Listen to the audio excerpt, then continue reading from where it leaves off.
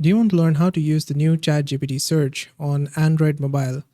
In this video, I'll help solve that problem.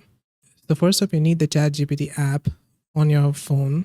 You can go to Play Store or App Store and install it from here. Now, once installed, open it. Now, in the message below it, we got this icon which looks like a globe.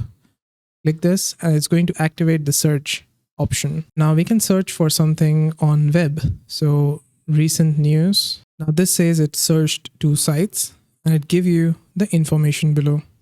Now same thing, I'm going to search for what's the weather in Singapore for the next week, and it gave us this whole information.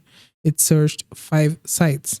It also gives us the citations, these 3 sites, and you can click on any of them and open the link and go to the specific website where the information is. Instead of just guessing it, it has searched the web. It is showing you the data in real time. And that's it. This is how to use the ChatGPT search on Android mobile. Did this video help solve your problem? Let me know with a like and comment.